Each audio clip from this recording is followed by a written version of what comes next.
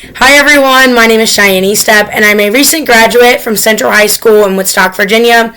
I attended Massanutten Regional Governor's School and obtained my General Associate's degree from Lord Fairfax Community College. In the fall, I'll be attending James Madison University and I'm so excited. Today I have the great honor of sharing my story. For the last 4 years of my high school career, I have been involved in the Moose Youth Awareness Kids Talk program.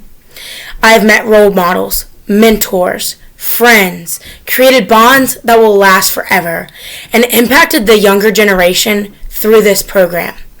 It has truly changed my life. I've been able to earn a scholarship for the last 4 years in Virginia through this program, and I had the great honor of accepting the first place Bob Neff $12,000 scholarship in Florida this year as well. This has taken the financial burden and stress off my shoulders for college.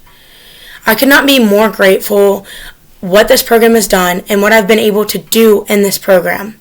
Today, I would like to share my story and what I was able to teach the younger generation. Growing up, I always noticed many of my peers were smaller than me. I was the girl in the class that let my weight define who I was. I would be afraid if I said or tried to do things like my peers, nervous if it took me longer to run around the track. This went all the way from elementary school to who I am today. Being the larger girl has always led me to be an outcast in the classroom, in sports, or when trying to make new friends. Imagine being nervous that a coach would call out your t-shirt size in front of others, or afraid that your peers would tell you that you can't sit with them because of your size.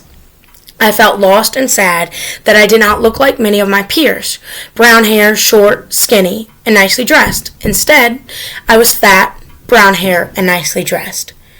Sadly, many parents always tell their children, treat others the way you want to be treated. But that didn't always stop the crusade of comments like, don't eat ice cream with us. Now, I'm a grown graduate from high school, and I've learned through a difficult way to be comfortable with who I am and be brave in my own skin. And while I still struggle with my weight today, what if one person other than my family said things were going to be okay? I began my first Moose Kids Talk at my old elementary school and took a trip back to my wonderful kindergarten teacher, Miss Robinson. My topic was embrace being different and how it is okay. I was able to educate these students to be happy that they are different from the person beside them. In a presentation, I explained to the students, if they were all the same and not uniquely made, then we were born to do the exact same thing. But that's not the case. Throughout my presentation, we did an icebreaker game that allowed the children to tell me their name, favorite color, and one thing about themselves. I used this opportunity to explain how the children were saying different things. Next, I wanted to connect the students using language they understood, so I read a child's book, It's Okay to Be Different. This explained to the students I taught, firstly, it's okay to be different, but be kind to those who are different from you. Afterward, I led the students back to their tables where we did an activity with fish. I let them draw a fish on a clean piece of paper and color it in how they see fit. I wrote a sign saying, we all may be different, but in this class we swim together.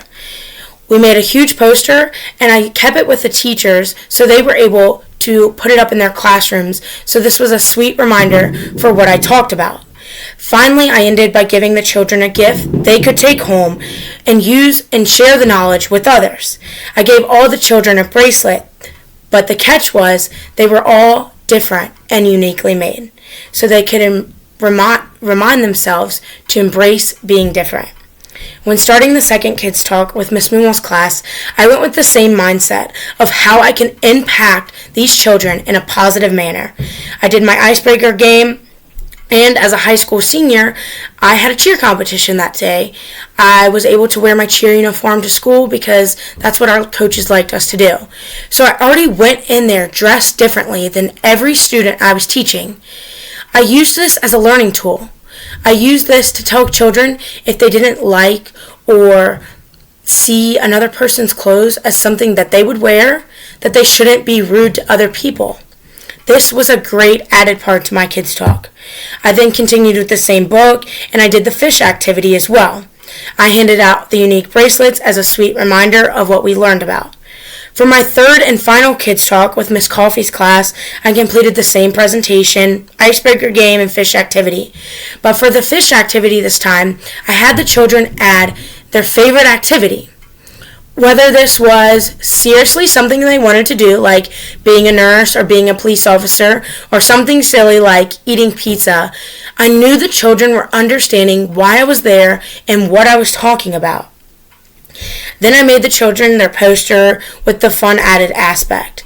I handed out the small gift of what we talked about with the bracelets and told them to share it with their families and friends. When working with a slightly older group, I learned some new things and knew that my presentation fit all age ranges as well. Overall, I think my kids' talks went wonderfully. I was able to reach 48 students. Many teachers wrote sweet letters and told me great feedback as well.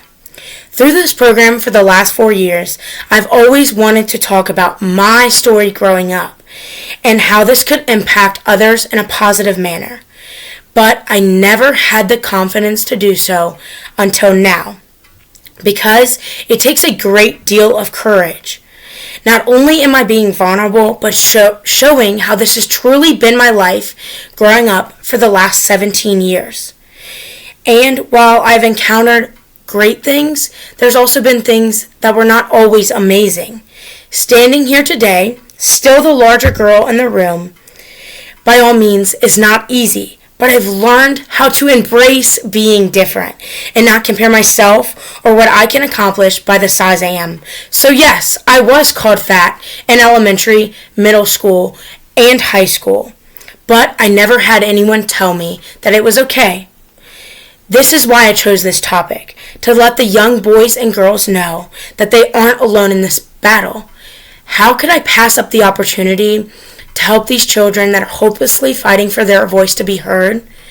Because I can let them know that they're welcomed and they're included, and that it doesn't matter what they look like, and that they should embrace being different. That's why I chose this topic. Thank you so much for taking the time to listen.